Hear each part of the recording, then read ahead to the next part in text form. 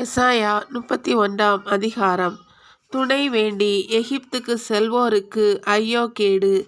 அவர்கள் குதிரைகளுக்காக காத்து கிடக்கின்றனர்.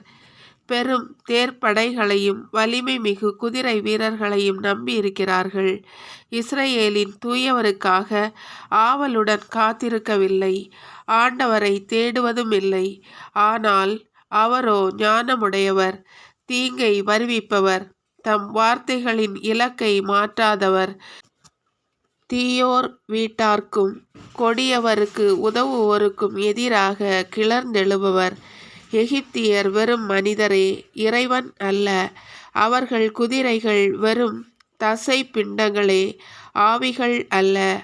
ஆண்டவர் தம் கையை ஓங்கும் போது உதவி செய்பவன் இடறுவான், உதவி பெறுபவன் வீழ்வான். அவர்கள் அனைவரும் ஒருங்கே அழிந்தொழிவர். ஆண்டவர் என்னிடம் கூறியது இதுவே: சிங்கமோ இளஞ்சிங்கமோ தன் இரைமேல் பாய்ந்து கர்ச்சிக்கும் போது மேய்ப்பர் கூட்டம் தனக்கெதிராய் எழுப்பும் கூக்குரலால் திகிலடைவதில்லை. அவர்கள் ஆரவாரத்தை பொருட்படுத்துவதில்லை. அதுபோல் படைகளின் ஆண்டவர் சீயோன் மலை மேலும் அதன் குன்றின் மேலும் போர் புரிய இறங்கி வருவார். பறக்கும் பறவைகள் போல் படைகளின் ஆண்டவர் எருசலேமுக்கு பாதுகாப்பாய் இருப்பார். அதை பாதுகாத்து விடுவிப்பார், தண்டிக்காமல் தப்புவிப்பார். இஸ்ரவேல் மக்களே, எனக்கெதிராக கலகம் செய்வதில் ஆழ்ந்து விட்டீர்கள். என்னிடம் திரும்பி வாருங்கள்.